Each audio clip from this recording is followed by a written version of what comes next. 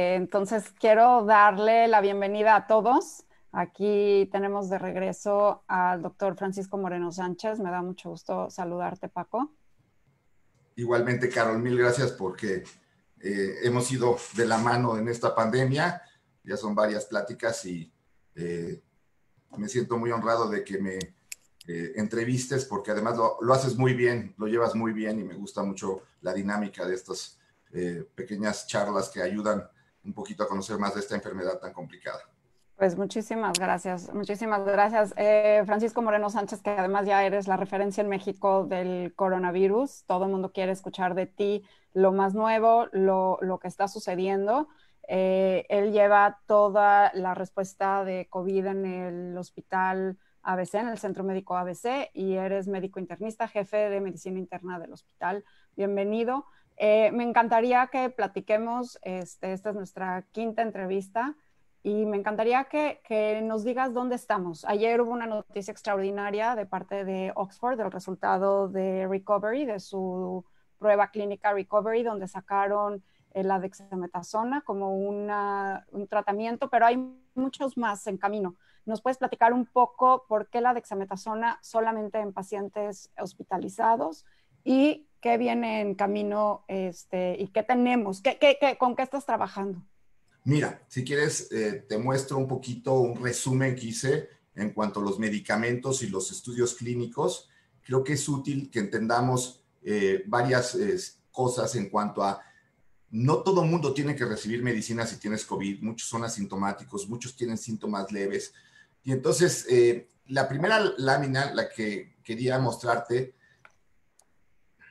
esa ¿Esta? precisamente, así Ok. es. Entender que va a haber un número grande de casos asintomáticos y también va a haber un número importante de personas que tienen síntomas, pero síntomas no severos. Entonces, me preocupa un poco que, por ejemplo, cuando salen estas noticias, la gente que tiene síntomas, por ejemplo, que tiene fiebre o que tiene tos, empiecen a tomar medicamentos que son únicamente indicados para gente que tiene la enfermedad severa. En el cuadro siguiente que te puse es un poquito lo que realmente pasa con esta enfermedad. Hay una fase viral, hay una fase inflamatoria y hay una fase en la parte inflamatoria en donde empieza a haber problemas de coágulos, ¿no? Entonces, tomar medicinas que están destinadas para un proceso inflamatorio, cuando apenas acaba de ser diagnosticado por COVID, puede resultar contraproducente. La dexametasona es un medicamento muy bueno, es un medicamento barato. Ahorita les voy a mostrar un poquito de los resultados, pero si tú empiezas a utilizar la dexametasona muy temprano y no tienes la necesidad de usarlo porque tu oxigenación está bien, lo que puede hacer es que tú prolongues esa expresión viral por más tiempo. Eso se ha visto que sucede en pacientes que toman corticosteroides por otra razón, duran más tiempo eliminando el virus. Entonces, el usar medicamentos tiene su indicación precisa. Hay muchos pacientes que no entienden que tú le dices, lo único que tienes que tomar es paracetamol, pero ¿por qué si me duele el cuerpo? Pues porque el paracetamol es para eso. No, pero si yo quiero algo más fuerte. No hay medicamentos que digamos perfectos para esta enfermedad. Todos los medicamentos tienen efectos colaterales y entonces sus indicaciones deben de ser muy precisas. Hay un gran uso de antibióticos para esta enfermedad que tiene un origen viral. Si acaso vamos a hablar de uno de los antibióticos que se puede utilizar en esta enfermedad y por qué, pero se ven recetas en donde utilizan levofloxacina, cefixima, cefalosporinas, mucha clase de antibióticos que no tienen una indicación real. A ver, entonces, Paco, entendiendo lo que nos estás diciendo es, podemos hablar de tres etapas COVID. Podemos hablar de los asintomáticos, que obviamente no requieren ningún tipo de tratamiento. Podemos hablar de quien está en casa con la oxigenación arriba de 90 y aunque se siente mal con algunos síntomas, no requiere hospitalización. Ellos, ¿a qué les das? ¿Qué deben de tomar los que están en Mira, casa? si tú no eres persona de riesgo, si tú no tienes obesidad, si no tienes mayor edad, si no eres diabético, cardiópata o neumópata, la mayor parte de esos pacientes lo único que van a necesitar es paracetamol. Es decir, quitar los síntomas. Recordemos que es una infección viral. A la mayor parte de los virus no sirven los antibióticos. Ahora, si eres una persona que tiene factores de riesgo, sí puedes recibir algún tipo de antiviral se han utilizado, y ahorita los vamos a mencionar algunos, ivermectina, hidroxicloroquina, cloroquina, pero tienes que estar vigilado por un médico. ¿Por qué? Porque todos estos medicamentos tienen efectos colaterales. Entonces llama la atención de que el paciente que resulta con COVID ya quiere un medicamento, forzosamente, porque siente que si no recibe un medicamento no está protegido. Y la mejor protección es su sistema inmune. Si eres mujer, si eres delgada, si estás joven, si has hecho ejercicio, no necesitas tomar absolutamente nada. La mayor parte de nosotros vamos a pasar la enfermedad, a lo mejor con paracetamol y nada más. Esto es excelente. Y ahora hablemos de los pacientes que están en el hospital, porque ya existen 2, 3 tratamientos, hablando de los anticuerpos monoclonales, ahora la dexametasona, el remdesivir, incluso el tratamiento de plasma. Entonces ya se empieza a ver un poco de luz para los pacientes hospitalizados. Así es. En la lámina siguiente que te quería presentar acerca de los tratamientos. Déjame mostrarla. A ver, es esta. Puse 2 columnas. Esta primera lámina son los antivirales que se han utilizado para pacientes que tienen COVID. Evidentemente, el único que ha sido diseñado específicamente para los coronavirus, porque la creación del remdesivir fue más en relación al SARS-1 y al MERS, y después sí le dieron una proyección como un medicamento que podría ser usado en el ébola, pero ha sido un medicamento que pues prácticamente se aprobó por el COVID, es decir, la FDA no lo tenía aprobado hasta mayo, mediados de mayo, porque era un medicamento que seguía en experimentación. Y si ves los resultados de 3 grandes estudios, es una disminución de mortalidad de 12% a 7%. O sea, eso creó un poquito de que, híjole, pues estamos disminuyendo nada más un 5% la mortalidad. Luego también hubo otro estudio que mostraba que si 5 días o 10 días y que a lo mejor no había mucha diferencia. Es un medicamento que nada más se puede administrar por la vena. Entonces tienes que estar en el hospital. Y además de todo, hubo un estudio en China con 236 pacientes en los que no se mostró beneficio. Por eso tardó tanto la FDA en aprobar el remdesivir. Sí es un medicamento útil, sí tiene beneficio, pero tampoco, como podemos ver, es la panacea. No. Después te pongo la hidroxicloroquina y la cloroquina porque ha sido, pues yo diría que es el medicamento de Trump, ¿no? Trump dijo, ya tenemos hidroxicloroquina, ya no se preocupen, yo la tomo. Y bueno, hubo un estudio muy importante a través del cual empezó la gente a pensar que este era el remedio, ¿no? Es un estudio francés, específicamente de Marsella, pero es un estudio que nada más demuestra la experiencia en pacientes que se los dan y ven cómo les va. Si tú piensas que el 80% de las personas que tienen COVID van a reaccionar bien, independientemente de si toman agua de limón o si toman acitromicina más hidroxicloroquina, luego es difícil saber qué tanto beneficio estás teniendo por ese medicamento o es únicamente que tu cuerpo, tu sistema inmune, se está defendiendo y te está logrando curar. Ahora, ¿por qué ha habido tanta controversia con estos medicamentos? Porque la hidroxicloroquina y sobre todo las dosis recomendadas es arritmogénico, genera arritmias.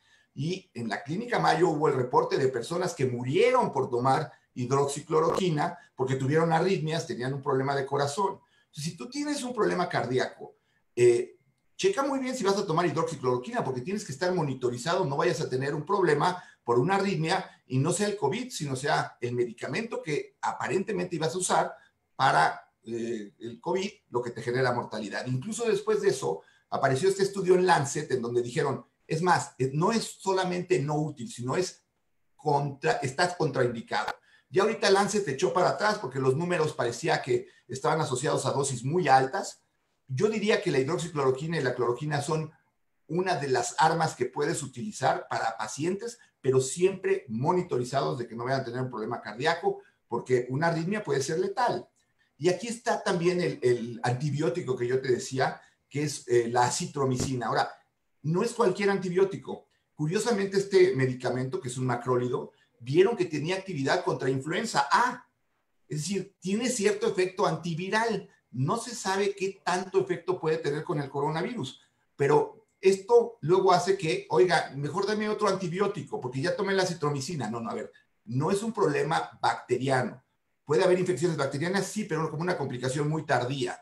De un inicio, la combinación de hidroxicloroquina con acitromicina fue lo que en este estudio de Marsella hizo que todo el mundo se pusiera feliz, ya tenemos la cura, y realmente pues tiene un beneficio, pero no es un beneficio del 100%. Luego está el medicamento que se utilizaba para VIH, y también ha generado cierta confusión, porque ahora dicen, los que toman antirretrovirales no les pasa nada. No, este es un antirretroviral muy específico que sí ha tenido actividad contra el virus del COVID. Estás hablando del lopinavir y del ritonavir. ritonavir. Ajá. Sí, todo el mundo lo conoce como Caletra, Exacto. es lopinavir ritonavir, pero también hay dos estudios en donde uno, que estuvo publicado en el New England Journal of Medicine, que es de las mejores revistas médicas del mundo, en donde trataron 199 pacientes y vieron que no había mayor beneficio. Se comentó que se utilizaba en forma tardía, luego hicieron un análisis y vieron que no, que también en forma temprana tampoco tiene mayor beneficio. Lo que quedó claro con el lopirrito es que no lo puedes usar solo. Tienes que usarlo en combinación con algo, y hay otro estudio de 127 pacientes que lo combinan en forma temprana con ribavirina, otro antiviral, y beta interferón, que es como un estimulante del sistema inmune, en donde sí tuvieron beneficio. También han utilizado oseltamivir, que se utiliza para influenza. ¿Por qué? Porque en China al principio tuvo éxito, pero ¿qué se nos olvida de China? En China ocurrió la epidemia en diciembre y en enero, y en diciembre y en enero estaba circulando la influenza. Entonces había pacientes que tenían la coinfección de COVID e influenza, y al tratar con oseltamivir quitabas la influenza, pero no el COVID, pero a esos pacientes le iba mejor que si no les dabas oseltamivir, porque tenían la coinfección y se morían. Realmente no hay beneficio del oseltamivir para el COVID, y hay mucha gente que sigue dando oseltamivir para tratar pacientes con COVID.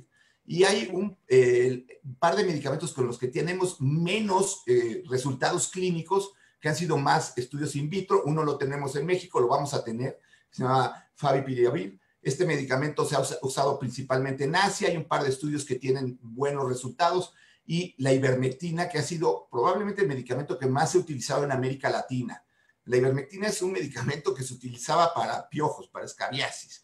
Entonces, es curioso, ¿no? Es un antiparasitario, también se ha utilizado para la larva migrans cutánea, pero en un estudio australiano demostró que tenía actividad in vitro. Ahora, ¿qué sucede? Que es un medicamento disponible en muchos países, no es un medicamento caro, y entonces, por ejemplo, hay un estudio peruano en donde lo utilizaron mucho en pacientes con factores de riesgo que no estaban en el hospital y que tenía cierto beneficio, entonces se ha empezado a utilizar. Pero estos medicamentos no han tenido un estudio controlado, solamente remdesivir, y ha sido poco el beneficio. Por eso lo de ayer de la dexametasona tuvo tanto auge, porque ya es un estudio controlado, ya es un estudio en donde se pusieron pacientes que recibían dexametasona y pacientes que no recibían dexametasona, en donde los pacientes que lo recibían no sabían que estaban recibiendo si dexa o no, y el médico que lo estaba dando no sabía si le estaba dando dexa o no. Se abre el estudio y ves que sí, dexametasona está funcionando mejor. Entonces, en la siguiente te puse los medicamentos que tienen una acción más antiinflamatoria. Como te comentaba, los otros son para la fase viral. Ahora, es muy difícil la línea entre donde ya dejas de tener actividad viral y es pura inflamación. La inflamación la empieza a producir el virus desde un inicio. Entonces, estos medicamentos se están utilizando, o este procedimiento que es el plasma convaleciente, para disminuir la inflamación. Y da la impresión cada vez más de que mientras más temprano utilizas los antiinflamatorios, evitas llegar a una etapa más avanzada. Porque claro, porque sí, lo que complica toda la enfermedad es realmente esa inflamación generada por el mismo cuerpo. Y no sabes en qué momento está ocurriendo la inflamación. Entonces, al principio parecía que estos medicamentos había que dejarlos ya que el paciente estuviera no evolucionando bien, y ahora hemos visto que no. Uno es el tocilizumab, que ha sido un medicamento de mucha controversia por muchas situaciones, pero es un medicamento que ha dado mucho éxito, y la tabla que te pongo ahí es de tocilizumab, porque la gente dijo, es que no es un medicamento que tenga ningún estudio que muestre beneficio. En esta tabla, si tú ves, compara primero los pacientes que recibieron tocilizumab, cuántos de ellos evolucionaron o llegaron a la unidad de cuidados intermedios, esos ICU, ¿no? Y si comparas en donde recibieron ahí tocilizumab con la otra, en donde no recibieron tocilizumab, ves la diferencia, fue muy importante. Sí. De los que recibieron, en donde no se ve ningún paciente que recibió tocilizumab requirió ventilación mecánica. Y en cambio, en el otro grupo que no recibió, hubo un número importante. Igual con la mortalidad, que es la columna negra, en donde esos recibieron tocilizumab y en el otro grupo es el grupo en donde no recibieron tocilizumab. Entonces, en las tres comparativas, este medicamento mostró beneficio. El problema del tocilizumab es que es un medicamento caro, es un biológico. De ahí que la noticia de ayer de la dexametasona, que la pongo abajo, pues es una noticia muy buena porque es un medicamento que es accesible, que es barato, que ya conocemos los efectos colaterales que tiene, entonces es más fácil manejarlo. E igual se están utilizando para cuando el paciente empieza a tener inflamación, que no evolucione esa inflamación a un daño en el transporte de oxígeno y que el paciente empiece a desarrollar falla orgánica porque no le llega oxígeno al hígado, al riñón, al corazón, y entonces empiezan a tener problemas cardíacos, y todos esos se han visto que son factores que llevan a que estos pacientes desafortunadamente fallezcan. Entonces, este tocilizumab, los esteroides y el plasma convaleciente. Tanto se ha hablado del plasma convaleciente. Ha sido un poquito complejo el uso del plasma. ¿Por qué? Porque no es nada más decir, sácale sangre a alguien que ya tuvo COVID. Ahora que se están empezando a hacer las pruebas serológicas en México, la gente se ha dado cuenta de que tuve COVID y tengo nada más uno, o tuve COVID y apenas si tengo anticuerpos. Y lo más importante es que realmente el anticuerpo que va a lograr disminuir la actividad del virus se llama anticuerpo neutralizante. Es un anticuerpo que neutraliza una proteína que se llama S, que tiene el virus. Y entonces la gente que tiene anticuerpos neutralizantes, pues es la que tiene la mejor posibilidad de donar ese plasma para pacientes que están padeciendo la enfermedad. ¿Cuál es el problema? Que el realizar anticuerpos antineutralizantes es muy complicado. No es fácil determinar anticuerpos neutralizantes. Entonces, puedes tomar anticuerpos como un proyecto para ver la inmunidad de la población. No sabemos cuánto tiempo va a durar la población inmune que ya se curó, pero puedes empezarte a dar cuenta cómo está la población en cuanto a inmunidad. Y la Paco, otra es para espera, donar plasma. antes de que sigas con eso, porque es una pregunta que mucha gente me ha hecho y me hago yo misma. ¿Cuál es la actitud, ahora que ya se están haciendo las pruebas serológicas, cuál es la actitud o el comportamiento que la gente ya puede empezar a tener si salen pruebas positivas de IgGs? O sea, salen que sí ya tienen anticuerpos protectores. ¿Debe de cambiar la conducta? La conducta debe de cambiar en el sentido de que tienes menos riesgo de volverte a enfermar y evidentemente tienes menos riesgo de transmitir la enfermedad. Ahora, mi recomendación personal es todavía usar todas las medidas que estamos teniendo. Una, porque la persona que está asustada de que le puede dar COVID y te ve a ti sin mascarilla y no estás haciendo las medidas de higiene, pues de modo que tengas un letrero que diga soy inmune. La otra es que si tú pones un letrero que soy inmune, la pregunta es ¿a cuánto tiempo? ¿En qué cantidad? Y si todas esas respuestas nos faltan. Pero es evidente que mientras más inmunidad haya, porque lo hemos visto ahorita, por ejemplo, en el área de Lombardía, en donde la gente está más relajada, no ha habido un número alto de contagios. Es decir, sí debe de haber una inmunidad importante a nivel poblacional, pero yo les recomiendo que continúen con medidas siendo más laxos en el poder visitar a algunas personas, en el tener pues mayor tranquilidad de que pueden tener una vida más normal. De ahí a vivir como vivíamos antes, yo creo que eso tenemos que irnos paso a paso, saber cuánto tiempo está durando la inmunidad, todas esas preguntas que todavía no tenemos respuesta y que las vamos a tener. Ahora, no da la impresión que en China, que fue el primer lugar en donde apareció la epidemia, estemos teniendo nuevos casos de casos anteriores, es decir, segundos contagios o terceros contagios. Entonces eso me haría pensar de que la inmunidad va a durar un tiempo.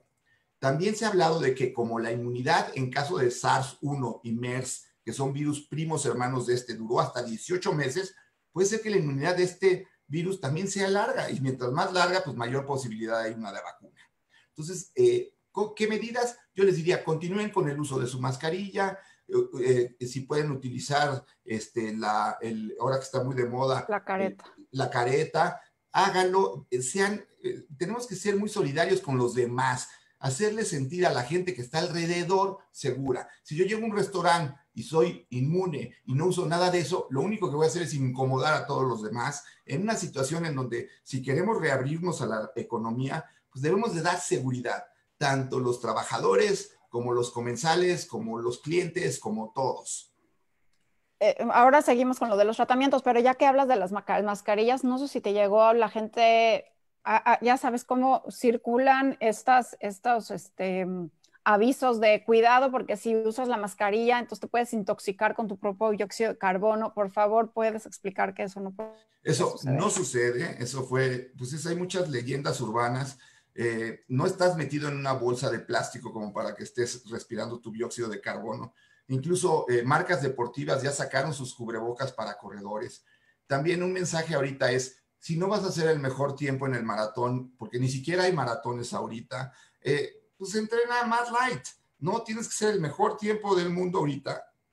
Cuídate, usa tu mascarilla, no te vas a morir de dióxido de carbono, probablemente disminuyes tus tiempos porque sí, yo que hago un poquito de ejercicio con la mascarilla, sí cuesta trabajo, pero la realidad es que usemos mascarilla, ahorita es importante. Y también eso que dices creo que lleva otro mensaje. Me da mucha tristeza ver que a los niños les cuesta mucho trabajo usar el cubrebocas.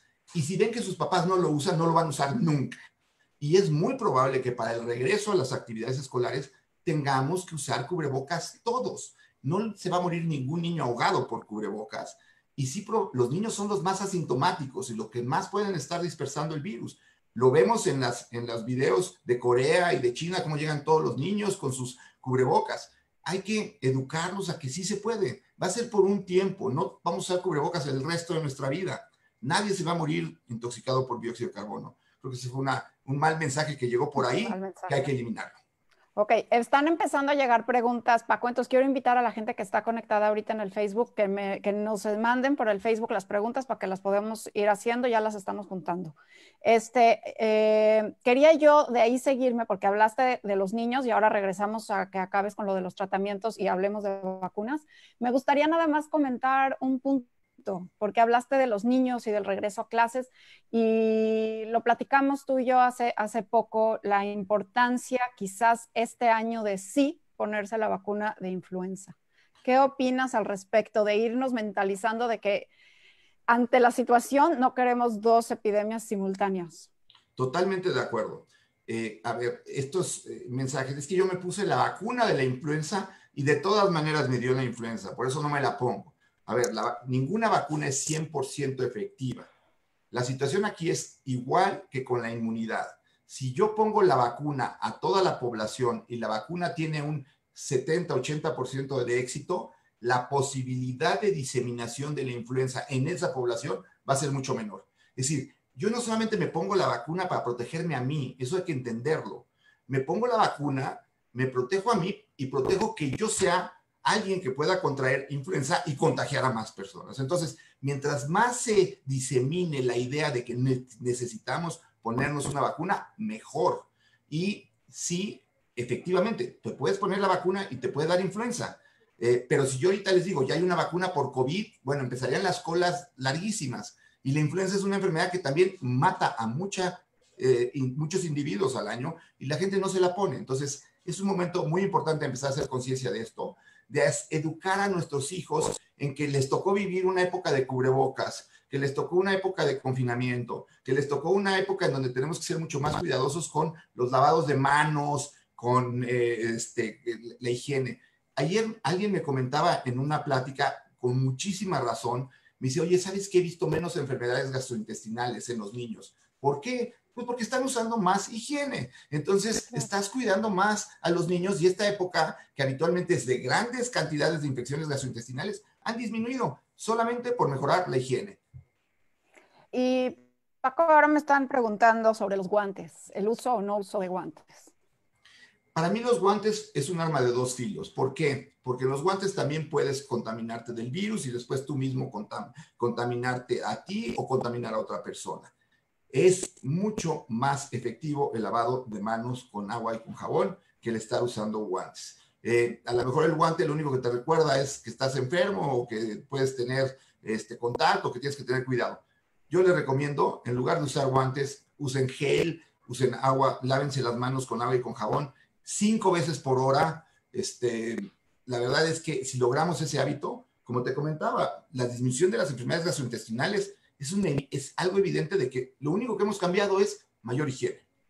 Y Paco, ya nada más para seguir con las preguntas, ya me estoy clavando con las preguntas, de equipo de protección personal, están preguntando qué tapabocas, cuáles son los cubrebocas que recomiendas utilizar. Mira, más que cuál cubrebocas, que lo hagan bien, porque pueden tener un cubrebocas N95 que no deberían de tener, porque esos son para los trabajadores de la salud, y lo tienen puestos a la mitad de la boca, y entonces la nariz está por fuera, no está bien utilizado. Algo que te cubra la nariz y la boca, que te dé espacio para que esté tapada la parte lateral, y que puede ser, hay cubrebocas de tela, los quirúrgicos azulitos que se usan, todos esos pueden ser adecuados. Dejen los KN95 y los N95 para los trabajadores de la salud, porque esos sí son importantes como parte del equipo de protección personal. Los otros, ya hay diseños, hay marcas de ropa que están sacando cubrebocas. La verdad es que usa uno, pero aprende a usar bien.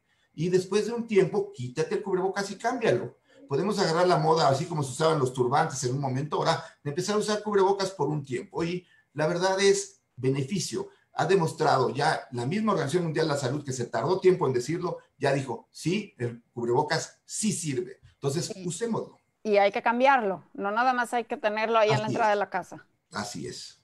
Ok. Están preguntando si se ha asociado las complicaciones en pacientes asmáticos con COVID.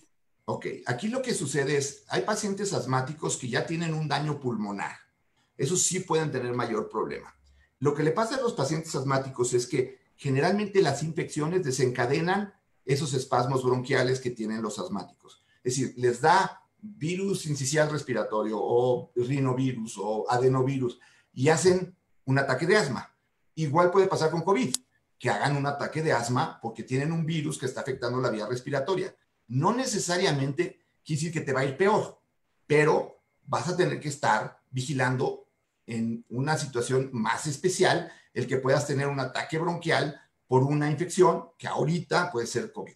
La mayor parte de las personas que no tienen daño estructural pulmonar no deben de tener mayor riesgo. Lleven su tratamiento contra el asma. Okay. Seguimos con los tratamientos y regresamos ahorita a más preguntas. Entonces, ¿te pongo la diapositiva? Sí, please. A ver. Y tenía dos, una que te quería enseñar que era muy interesante. A ver. Y que sé que a ti te va a interesar mucho. Bueno, espero que a todos también. Bueno, aquí puse lo del... Te pongo, fíjate, esta te la puse por lo siguiente. Esto estuvo en el 4 de mayo, el 4 de mayo por el Massachusetts General Hospital. Y quiero que veas esta parte que dice acá, en tratamiento. Dice, no se usen esteroides de rutina. ¿Por qué traté de traer esta tabla? Porque mucha gente dice, oye, pero es que tú decías que era bueno esto y ahora no. Pero es que, ¿por qué es una enfermedad nueva? Y estamos aprendiendo. Esto es de uno de los mejores hospitales del mundo. Y esto es de hace un mes. Y decían, no uses esteroides en forma rutinaria. Y el estudio específicamente de Recovery muestra que tienen beneficios si utilizas dexametasona, que es un esteroide, desde que el paciente empieza a tener hipoxemia. ¿A qué quiero mandar este mensaje? Que esto es dinámico. No hay que pensar que esto ya es ni la panacea, ni tampoco es muy, muy malo. Se dijo con la hidroxicloroquina, es buenísimo. Luego se dijo, no, es malísimo. Y la realidad es que no es ni bueno, ni tan bueno, ni tan malo. Está en ese periodo en donde si lo usas en forma adecuada, te puede funcionar. Y esto lo traje por eso. No para criticar al Mass General, absolutamente no, sino porque estamos viendo y como no hay suficientes estudios controlados, porque además es muy difícil hacer un estudio controlado en una enfermedad tan grave. Los estudios controlados habitualmente utilizan un medicamento contra placebo. Pues aquí placebo, o sea... ¿A quién decides no darle medicina y darle placebo? Claro. Sí, oiga, si me van a poner en ese estudio, pues que me toque el que es el medicamento, no me vaya a tocar el del placebo, ¿no? Claro. Por eso es tan difícil y por eso ha sido tan complicado mencionar si funciona o no funciona. Cuando hubo la controversia del tocilizumab, había personas que dijeron, es que no es un medicamento fundamental. No, o sea, fundamental, pues fundamental es una buena unidad de terapia intensiva, pero es un medicamento que funciona y que necesitamos. Y afortunadamente nos ayudaron mucho y Cofepris nos ayudó a liberarla y la tuvimos rápido. Pero la idea de decir es un medicamento, ¿por qué? Pues porque sí es un medicamento de los pocos que tenemos que nos funciona. Dexa, qué bueno que se anexa al grupo de nuevos medicamentos, pero si tú hubieras visto esto antes y yo te hubiera dicho, te voy a sustituir el tocilizumab por dexametasona, pues venía antes la recomendación de cuidado con los corticosteroides. Claro. Vamos aprendiendo. Es que eso es muy importante, que esto es dinámico. Y hace quizás 3 meses la propia OMS dijo no usen cubrebocas y ahora es fundamental usar cubrebocas. Y creo que eso es la importancia de seguir platicando, porque está evolucionando, estamos aprendiendo mientras volamos el avión. Así es.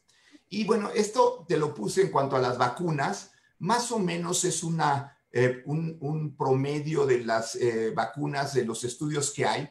¿Qué quiere decir un estudio preclínico? Apenas estoy diseñando el tipo, la molécula, aún no se prueba en humanos, se empieza a probar en animales, hay más de 125 proyectos de vacunas a nivel mundial. De esto tiene que pasar a la fase 1.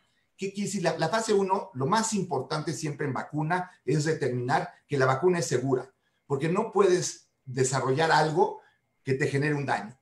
Claro. Lo primero es saber que la vacuna que estás desarrollando no tenga un daño. En fase 1 hay 8 vacunas, están siendo diseñadas para valorar la seguridad y la dosis que se necesita de la vacuna y que esa dosis no sea algo que lastime a la persona.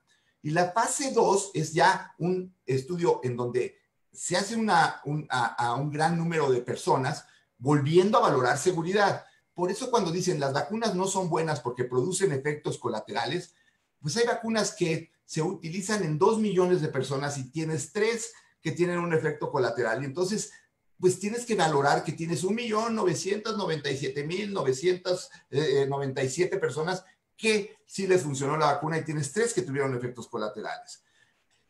La fase 3 es cuando ya hay un uso expandido y ya no solo, ya sabes que la vacuna es segura y ya lo que quieres es valorar eficacia.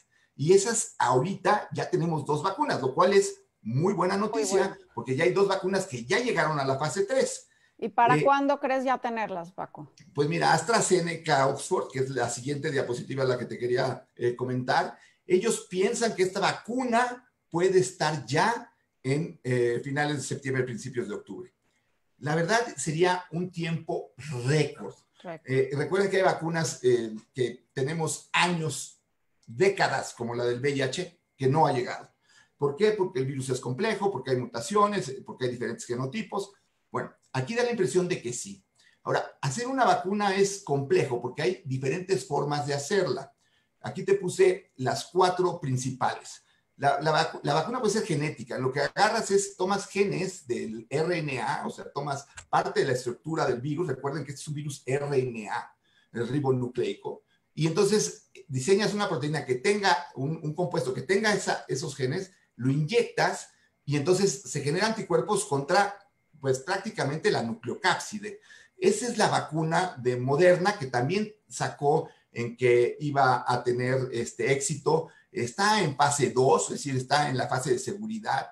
En fase 3 aparentemente va a empezar el mes que entra. Y bueno, es bueno tener una vacuna genética porque hay vacunas genéticas. El de la hepatitis B es una vacuna genética y tienen buenos resultados. La que está teniendo éxito ahorita y de la que más se habla es de la AstraZeneca. Y aquí lo que hacen es tener un vector viral. ¿Qué quiere decir un vector viral? Que vamos a decir, el caballo de Troya. Metes en este caso es un adenovirus de un chimpancé, pero tiene en su estructura muchos componentes del virus del COVID-19. Y entonces lo que haces es, generas una respuesta muy, vamos a decir, potencializada al vector y a las partículas del virus. Es generar como una respuesta que tiene mucha fortaleza. Esta es la vacuna que está en combinación AstraZeneca. Además, interesante, AstraZeneca pues es un gigante de la producción industrial que se une con el Instituto Jenner. Edward Jenner fue el papá de las vacunas y entonces se unen ellos dos, uno en la investigación, otros en la producción.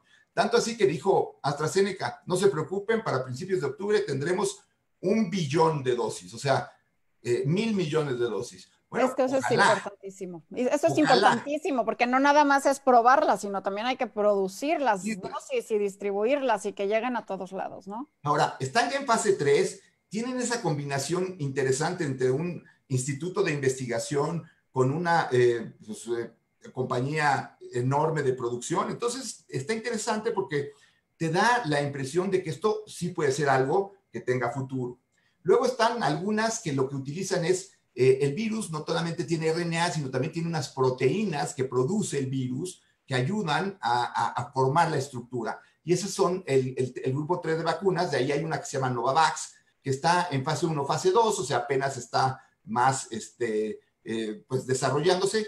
Y algunas vacunas, sobre todo de las vacunas que nosotros utilizamos, como la vacuna de la fiebre amarilla, como la vacuna del sarampión, de la parotiditis, de la rubiola, son vacunas de virus vivos atenuados. Esto es importante porque muchas de estas vacunas no se pueden utilizar en gente inmunocomprometida. Por decirte algo, hace muchísimo que no tenemos casos de poliomielitis, pero hay casos de poliomielitis por vacuna. ¿Por qué? Porque desafortunadamente lo recibe una persona que está muy inmunosuprimida y desarrolla de una vacuna atenuada una forma de la enfermedad. Entonces, estas vacunas de virus vivos atenuados tienen que tener una fase de seguridad muy alta, porque realmente lo que estás inyectando es un virus del que produce la enfermedad, pero de una forma atenuada. Y dependes de que la atenuación no vaya a generar una mala inmunidad y que tampoco vaya a ser tan fuerte como para que te produzca enfermedad. Pero eso es una de las formas ya de tiempo en cómo se han generado muchas vacunas virales. Y la gran ventaja de ellas es que habitualmente producen una inmunidad muy prolongada, porque es prácticamente tener la mini enfermedad. Y cuando tienes una enfermedad, habitualmente produces muchos anticuerpos. Pero, como te digo, esto está todavía en fase de, yo te diría, tiempo. La de AstraZeneca Oxford es la que ha generado la mayor expectativa, pero qué bueno que hay tantas, ¿no? Te estaba hablando de 150 de proyectos, o sea, son ya prácticamente Muchísimos. 200 vacunas, entonces, ¿hay esperanza? Sí. Hay esperanza. Y aquí me están preguntando, ¿a quién creer cuando dicen que el próximo año saldrá la vacuna? Y es que es cierto, digo, no tenemos una bola de cristal, ¿no? Exacto. Yo creo que, a ver, nadie te puede decir si sí y nadie te puede decir que no.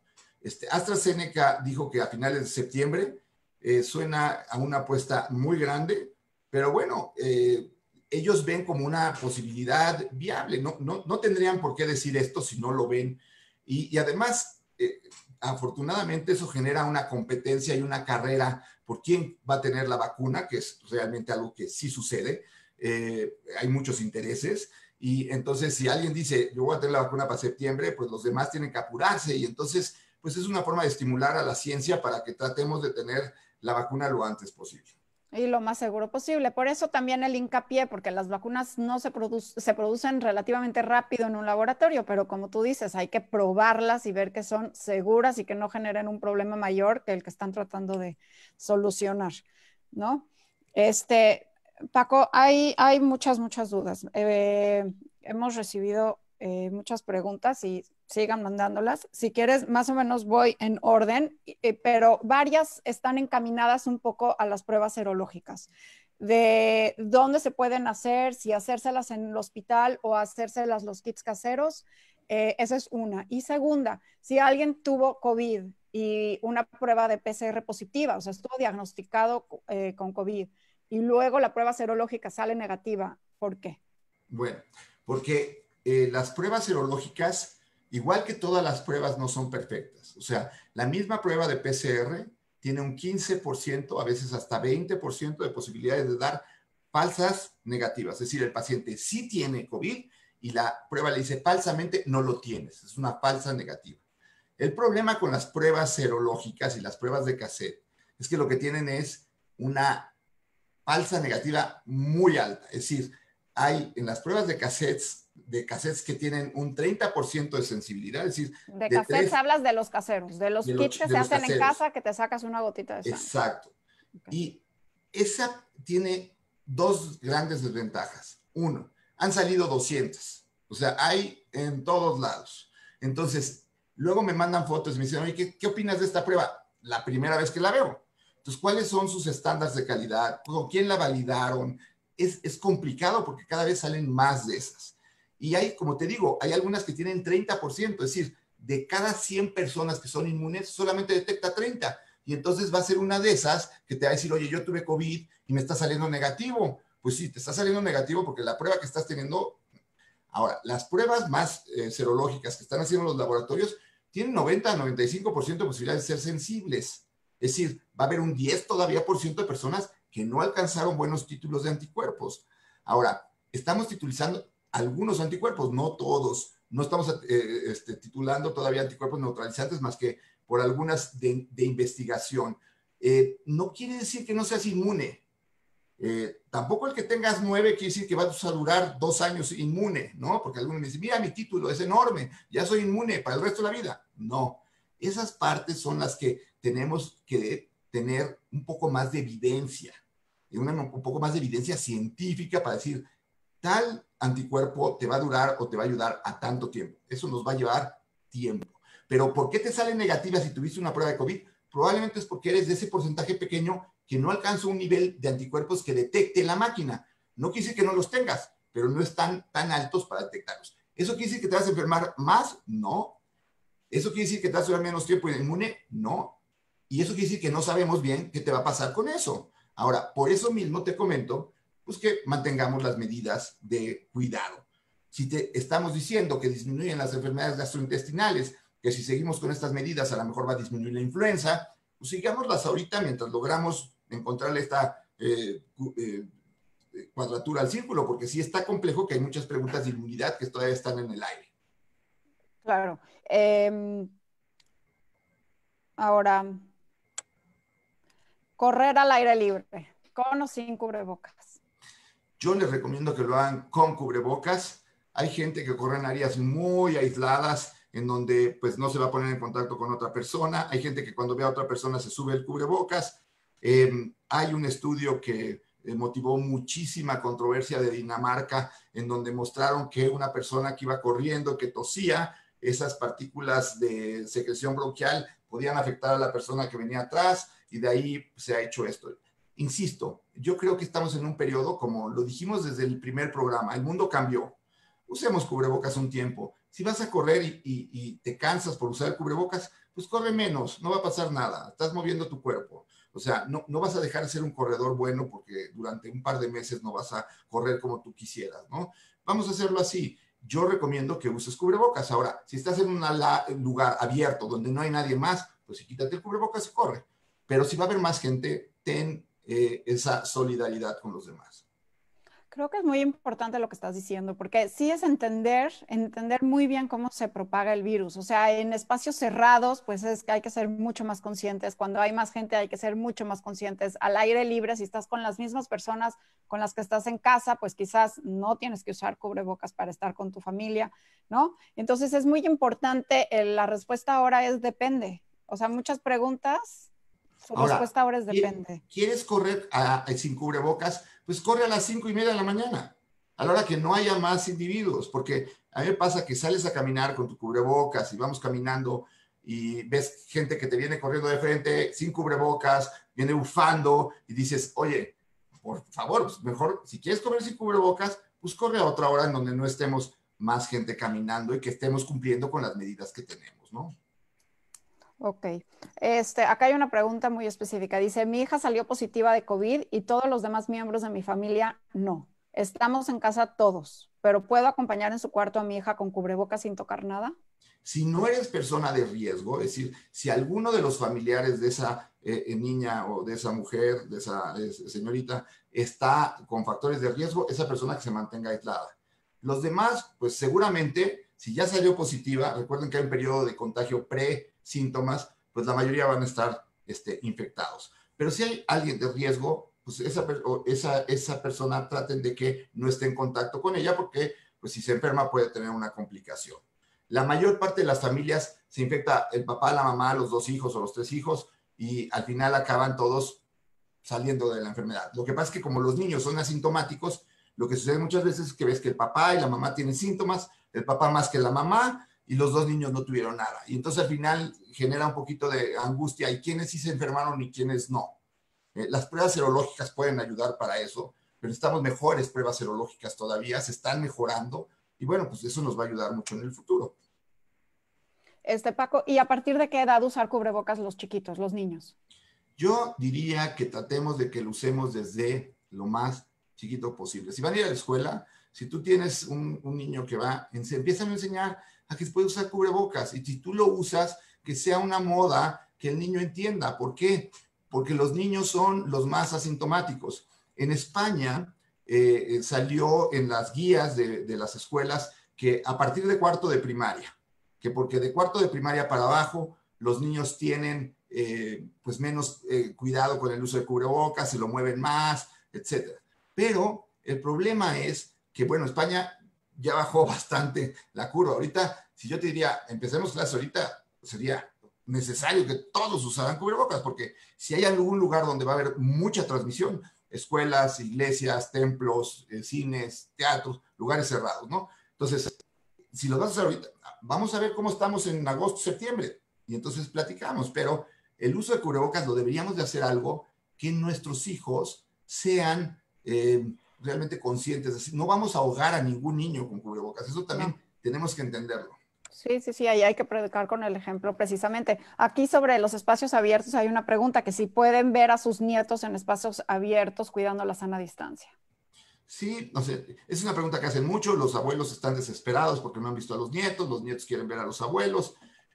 Lo ideal es que mejoremos nuestro semáforo, lo que pasa es que el semáforo está un poquito difícil de entender, pero lo ideal es que no hubiera una transmisión tan alta en la población, para que entonces pudieras asumir que ya no hay tantos contagios, y entonces que podamos a poder volver. Si vas a ver a tus nietos, sí, usa tu careta, tu cubrebocas, que el niño use cubrebocas, porque luego muchas veces el abuelo está perfectamente protegido y el niño no. Y entonces el niño, a la hora de darle un abrazo o que sin querer se puede contaminar, y luego de ahí puede venir una infección. Entonces, si van a verlos, pero los dos con sana distancia y los dos con protección. Paco, una pregunta más.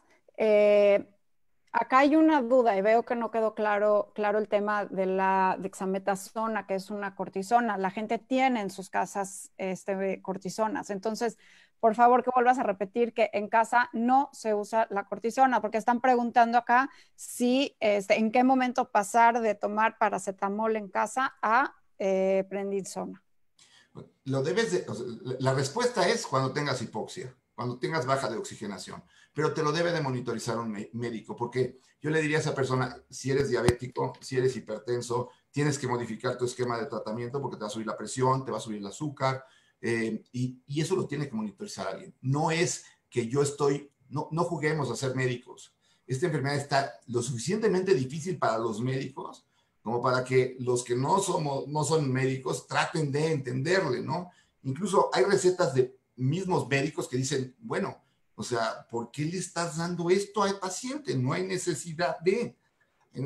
Yo creo que el que tengas dexametasona, bueno, ya la tienes ahí, guárdala, pero no la uses No. porque te salga una prueba de COVID positiva. Ni Exacto, vayas a comprar hoy no, bueno, porque dexametasona en la farmacia. puede ser contraproducente, porque estás bajando Claro, la respuesta inmune cuando más la es necesitas, que es al principio. exacto, ese punto, qué bueno que lo tocaste, Carlos. La gente que está tomando dexametasona profiláctica, lo que va a hacer es deprimir su sistema inmune, y cuando tengan un mes de COVID, su sistema inmune va a estar deprimido, y entonces puede ser una persona que no era de riesgo, que ahora sí sea de riesgo. Correcto. No tomar cortisona. Pienso que eso es importante. Y acá había una pregunta al respecto, que es sobre la nariz, si se puede, si está indicado los esteroides nasales. No están indicados a menos de que tengas un problema nasal. O sea, a ver, lo que está previniendo el esteroide es inflamación. No previene que llegue el virus y se instale. No es un antiviral. E incluso los primeros estudios que se hicieron con corticosteroides, y por eso era lo que decía el Mass General, vieron que los pacientes que tomaban esteroides duraban más tiempo eliminando el virus. Entonces, por eso dijeron, el No, aclaramiento viral se prolonga, y no usen exacto. esteroides. Entonces, usar esteroides nasales para protección, no. Para nada. Entonces, yo nada más te quiero decir que estoy sorprendida de este virus. ¿Existe en la literatura médica algún virus con estas características que por un lado pasa asintomático, que por el otro causa trombos y efectos en el sistema nervioso central? ¿Qué es esto? Es, ¿Existe algo así, Paco? es realmente pues una situación muy, muy especial. Este, de ahí han venido tantas teorías de que si este virus es realmente un virus creado en el laboratorio, si es un virus... la verdad es que sí es un virus que tiene un comportamiento muy, muy complejo. Por eso ha sido tan difícil su control. Por eso sabemos que lo único que sirve es el confinamiento.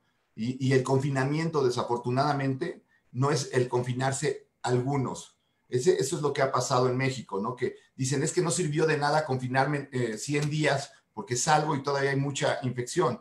Es que los países que tuvieron éxito en el aislamiento no es que se empezaran a aislar poco a poco, sino se tienen que aislar todos en un tiempo determinado. Si tú no aíslas a toda la población, entonces no logras control del virus. Esa es la situación, ¿no? Entonces, sí, es un virus que puede ir desde asintomático hasta morirte y que también tienes espectros en donde tenemos un paciente de 103 años que pasó inadvertido y es asintomático. Y tienes un niño que tiene estas complicaciones raras que no sabemos si el Kawasaki o el síndrome inflamatorio multiorgánico pediátrico, que así se llama, es parte del virus o es una reacción tardía. O sea, el virus ha sido un reto en todo sentido, en el epidemiológico, en el de tratamiento, en la cuestión económica. O sea, el virus ha vuelto de cabeza al mundo, es el tsunami nuevo del mundo. Y que quizás para ya acabar, preguntarte, entonces esto va a acabar, porque aquí están preguntando algo muy interesante. ¿Llegará el momento en que todos estemos contagiados? Esa es una pregunta que hacen mucho. Eh, si tú ves las infecciones, llega un momento en que por el número de gente que es inmune, se logra disminuir la transmisibilidad del virus. Entonces, eventualmente puede haber gente que nunca padezca el COVID y nunca lo llegó a padecer. Sí. Para eso hay que llegar a una población inmune muy grande. ¿Cómo? A través de mucho tiempo de exposición o a través de una vacuna. Eso es lo que evita que el virus continuara circulando. Pero la realidad es que si dices una forma para lograr que desaparezca el virus, pues es que la mayor parte de la gente lo tenga y tenga anticuerpos. Ahora, ahí entonces asumimos que si tenemos anticuerpos nos van a durar el suficiente tiempo para no volvernos a enfermar. Entonces, tampoco es una respuesta que yo te diga, si a todos nos da ya se acabó el virus, no sabemos, porque si queda gente que no desarrolló una inmunidad fuerte, pues a lo mejor esa gente en 8 meses vuelve a tener un cuadro y empieza otra vez la diseminación. Por eso es tan importante vacunas, buscar medicamentos adecuados, tener estos estudios controlados, todo esto que se está haciendo en pro de la humanidad, de la ciencia, ahora sí en pro de la humanidad, es cuando más beneficio va a tener. Pues Paco, te quiero agradecer en nombre mío propio y aquí te están mandando muchos saludos y te están diciendo que has sido fundamental para poder entender la pandemia, así que gracias por darnos este espacio aquí en Enlace Judío, te agradecemos muchísimo tu tiempo y pues que realmente te expliques con esos detalles todo lo que hasta ahorita entendemos, que quizás tenemos todavía más preguntas que respuestas sobre el coronavirus, pero sin embargo, esas respuestas que han estado saliendo nos poco a poco están poniendo piedritas para ir trazando un camino de salida y pues ha sido fundamental. Así que gracias, Paco. Te agradezco a ti mucho porque me das voz y porque además me entrevistas y porque platicamos muy a gusto y haces muy buenas preguntas y me siento muy a gusto cuando hacemos este tipo de charlas que como médico es tu trabajo, o sea, como médico la educación es el trabajo más importante que tiene un médico al final del camino. Mensaje ahora que estamos en este semáforo que está un poco, que no sabemos exacto qué color está, seguir en casa. Yo creo que está en el color en donde todavía nos tenemos que cuidar. Ese sería el color que yo les diría. Okay. No hay ni blancos, ni negros, ni amarillos, ni rojos, ni verdes. Es un color en donde todavía tenemos que cuidarnos. Sé que hace un mes dije las próximas 2 semanas y parece que estas semanas se van prolongando y prolongando. Va a llegar un día, los que hemos pasado este confinamiento, los que seguimos aquí esperando que se abra un día. Hay gente que ya perdió esa oportunidad y esa gente ya no tiene esa posibilidad. Entonces, sí, hemos logrado algo, estamos vivos acá y suena muy cruel y muy duro, pero esta enfermedad se ha llevado a muchos. Se ha llevado a más de 500,000 de individuos, seguro. Entonces, estamos aquí, podemos seguir, vamos a seguirle echando ganas. Echarle ganas. Un abrazote desde la distancia. Gracias, saludos. Gracias. Bye.